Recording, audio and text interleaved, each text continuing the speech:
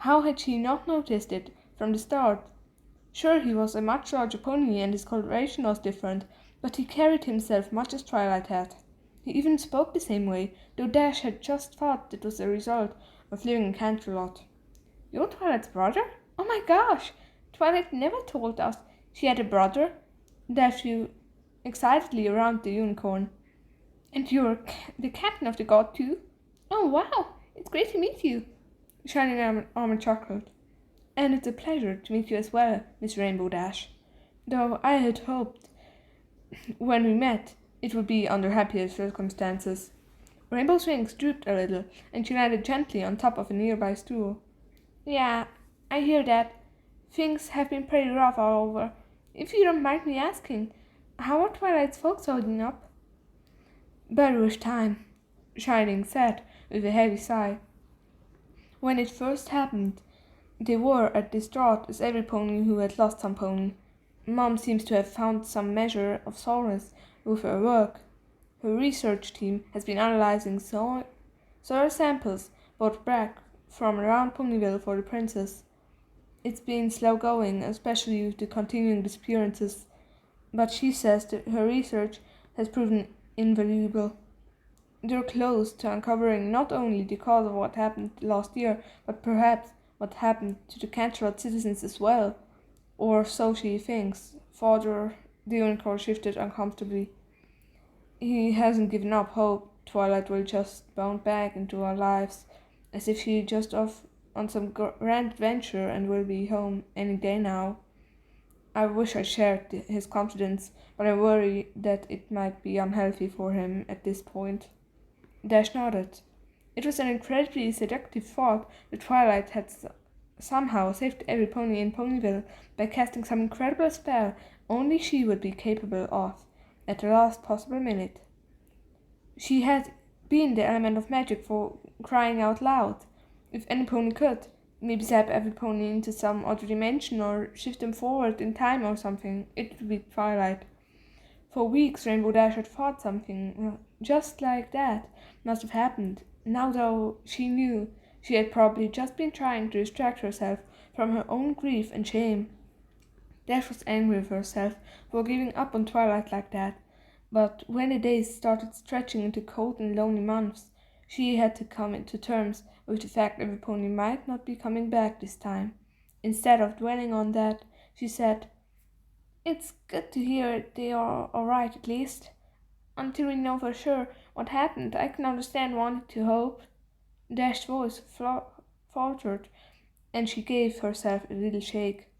She wasn't going to dissolve into tears today, not in front of Twilight's brother. "I can understand wanting to hope for the best, but sometimes you have to prepare for the worst." "Agreed, Rainbow Dash, most regretfully agreed," said Princess Celestia as she strode into the tower.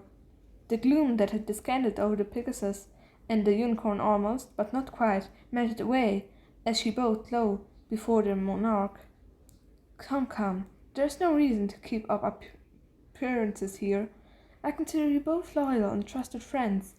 Do not bow when we are in private like this."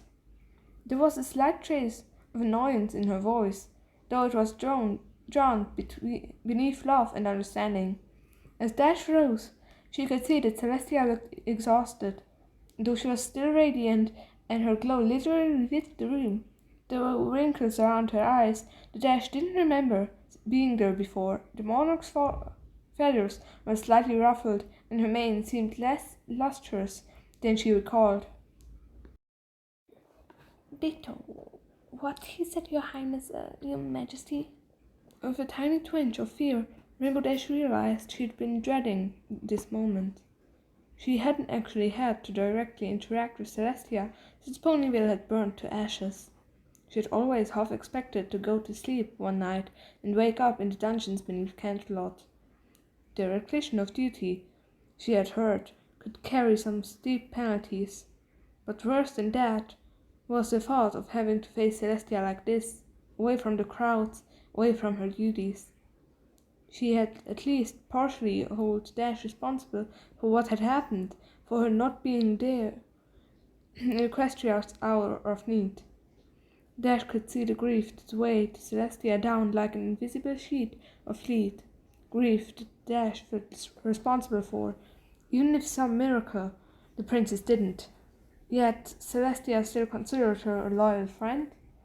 That eased Dash thumping heart a little bit, though she still found she couldn't shake off the tension of the moment. I'm sure you're wondering why I called you both here. As you may have already guessed from the secrecy I have employed, it regards matters that are dire to Canterlot, no, rare to all of Equestria. Neither pony would dare to interrupt. As you are already aware, my sister Luna and a sizable chunk of the population of Canterlot, along with the entire population of Ponyville, disappeared last night.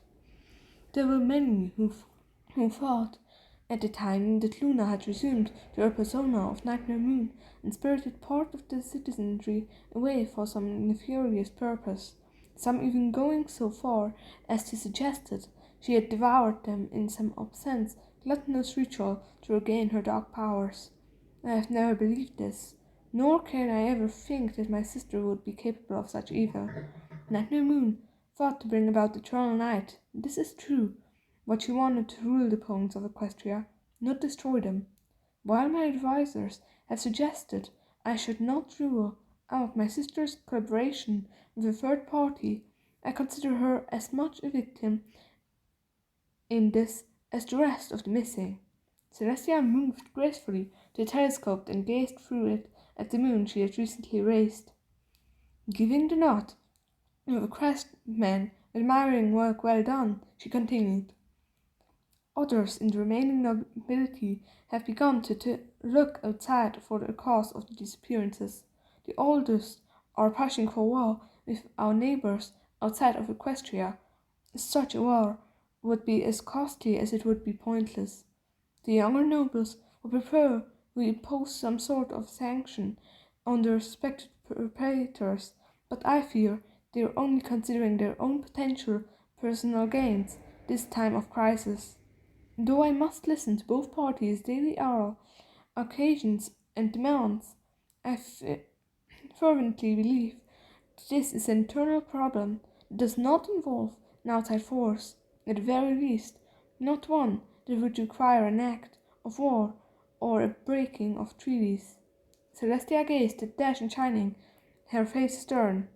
However, make no mistake, I do believe we are under attack by a creature or creatures of terrible dark power who intend great harm to Equestria and its citizens. I also believe that my sister Luna is likely the key to both understanding and undoing their dark plans. Pardon me, Your Majesty, but we've never found any evidence that supports what you are saying.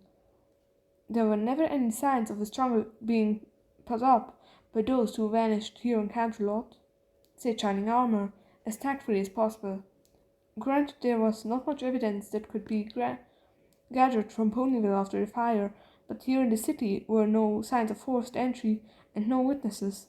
I admit we have continued to lose more citizens both here and in the countryside around Ponyville since then, but the number of refugees reported in neighboring towns and cities goes some way to explaining where a few of our wayward citizens may have gotten off to. But not enough to account for the vast majority. Such is their power, Captain, intoned Celestia gravely. We may be dealing with forces that go beyond the physical and magical worlds. It is possible we are dealing with something truly supernatural in origins. What, do you mean like ghosts and stuff? Asked Rainbow Dash, trying to hide the sudden thundering of her heart with brash words. That's false stuff. Old ponytails. No pony really believes in ghosts. She paused, the tower seeming to her ears to have grown eerily quiet. Right? Ah, but if the ghosts